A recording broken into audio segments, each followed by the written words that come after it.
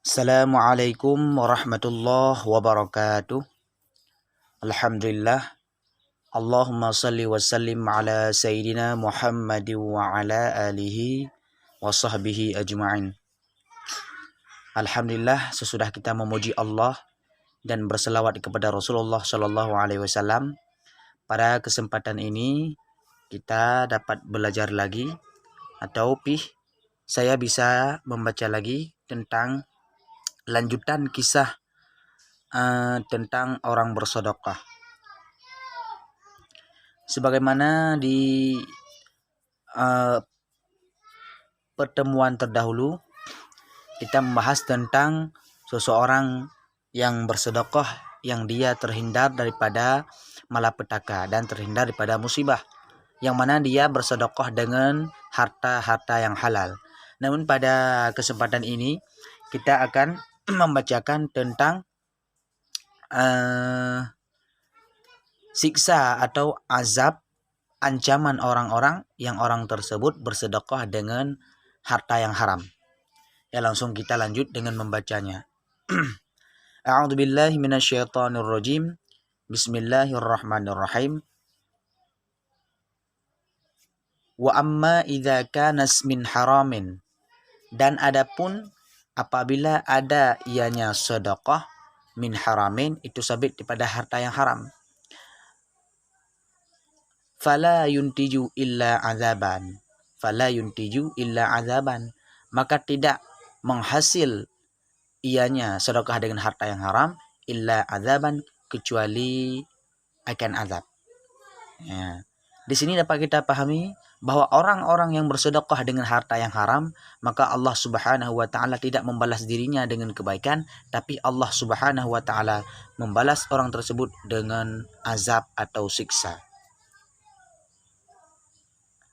Kama ruwiya an Anas bin Malik annahu qala Rasulullah sallallahu alaihi wasallam, sebagaimana diriwayatkan daripada Anas bin Malik bahwa sungguh Anas bin Malik itu berkata, ianya Anas bin Malik, qala, telah bersabdalah Rasulullah sallallahu alaihi wasallam,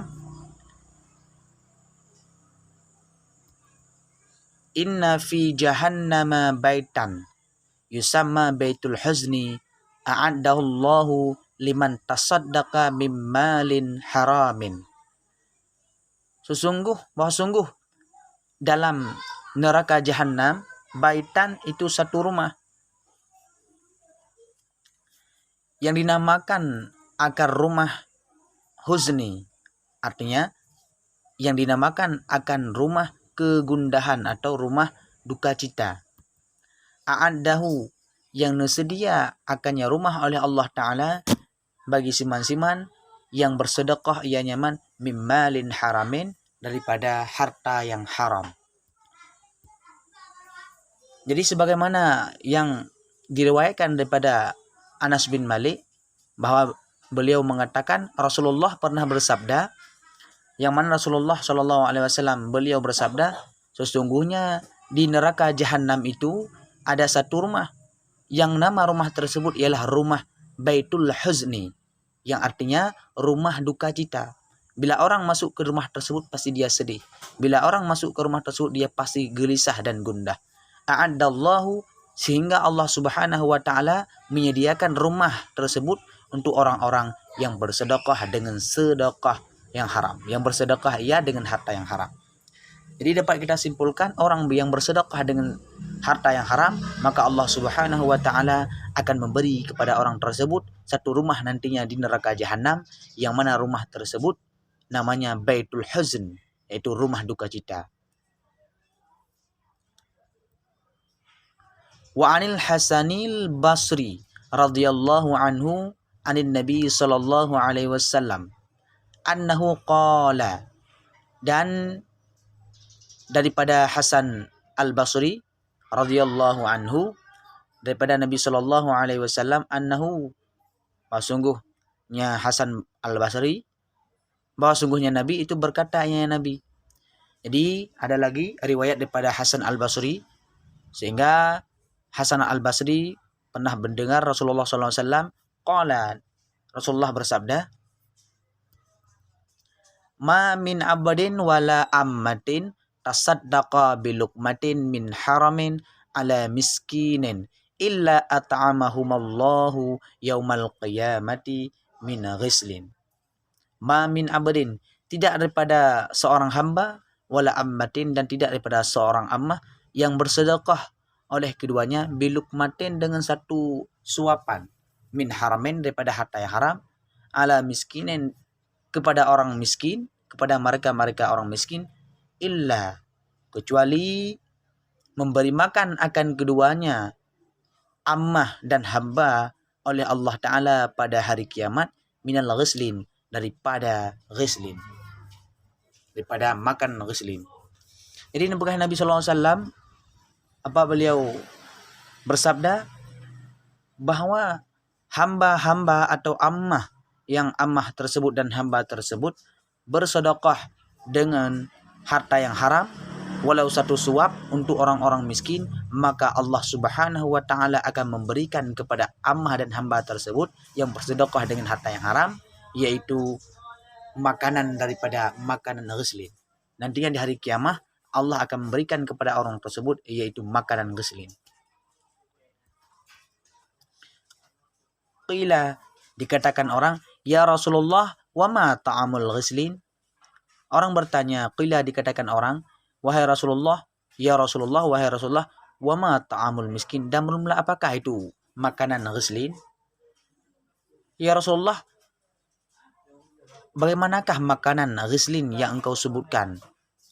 Yang mana Allah Subhanahu wa taala di hari kiamat memberikan kepada orang-orang yang bersedekah dengan harta yang haram, memberikan makanan ghislin. Bagaimana makanan ghislin itu? Qala, menjawab ya Nabi, ta'amun khalaqallahu ta'ala min hadidin yabisin. Qala, menjawab ya Nabi, makanan khalaqahu, yang mencipta, yang dijadi akannya makanan oleh Allah Ta'ala min hadidin yabisin, daripada besi yang kering. Daripada besi yang kering. Wayudhabu, dan dicairkan min narin, daripada neraka jahannam, hatta yasira kalma'i, sehingga jadi ianya besi seperti air. Bagaimana makanan ghislin? Makanan ghislin itu ialah makanan yang Allah jadikan daripada besi, yang besi tersebut besi kering. Habis itu besi itu dicairkan, dimasukin ke dalam neraka jahanam sehingga besi itu menjadi cair. Sehingga besi itu menjadi cair. Itulah yang dinamakan dengan makanan ghislin. Fa'idha akala minhu dhalikal insanu taqatta'at am'a'uhu. Maka apabila makan ianya seseorang, minhu daripadanya ghislin, makanan ghislin, dalika akan demikian. Maka apabila makan daripadanya ghislin, oleh demikian manusia, taqatta'at am'a'uhu, nisya terpotonglah usus-ususnya manusia. Jadi makanan ghislin tersebut, bila seseorang dia makan makanan itu, maka Allah jadikan dirinya ususnya terpotong-potong yang ada di dalam perutnya. Fatadkhulu luqmatu min fihi, maka masuklah satu suapan min fihi, daripada mulutnya manusia. Wa takhruju min duburihi, dan keluar daripada duburnya manusia. Wa tunadihi, dan diseru akannya seseorang, zabaniyatu, oleh malaikat zabaniyah, hadza jazaa'u man kana yaktasibul haramu wa ya'kuluhu. Bermula ini itu balasan orang-orang yang ada ianya orang itu berusaha harta yang haram, wa ya'kuluhu, dan memakan ia akannya harta yang haram.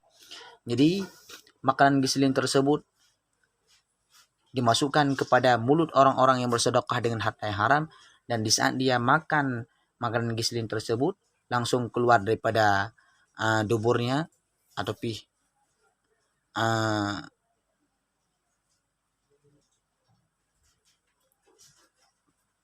watunadi hi zabaniyatu, dan orang tersebut, orang yang dikasih makanan ghislin, dia diseru, dipanggil oleh malaikat zabaniyah, disebutkan namanya haza jazaa'u man kana yaktasibul haramu wa yakuluhu.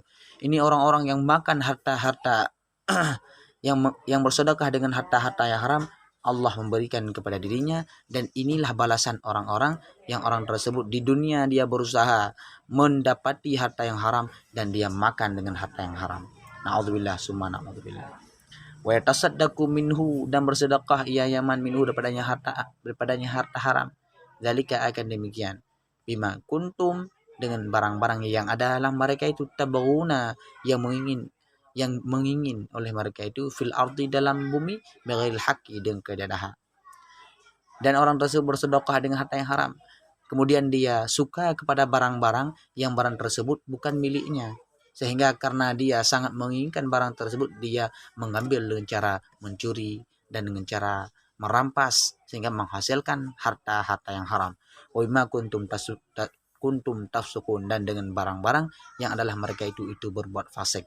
Jadi orang-orang yang bersedekah dengan harta haram, berusaha mendapati harta yang haram, dan dia berbuat fasik di dunia ini, di alam dunia, maka Allah Subhanahu wa taala akan memberikan kepada orang tersebut ialah satu rumah yang ada di neraka jahanam, yang nama rumah tersebut Baitul Huzni, rumah duka cita, yang mana pula Allah Subhanahu wa taala memberikan kepada orang tersebut pula yaitu makanan daripada makanan neraka jahanam, yaitu makanan ghislin yang terbuat daripada besi yang kering, kemudian Allah cairkan, Allah masukkan ke dalam neraka jahanam sehingga menjadi cair, yaitu besi yang kering itu. Dan bila kita makan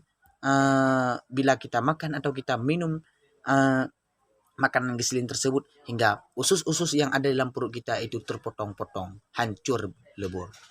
Maka hanya sekian yang dapat saya sampaikan. Lebih kurang saya minta maaf. Saya akhiri dengan mengucapkan hadanallahu wa iyyakum ajma'in. Assalamualaikum warahmatullahi wabarakatuh.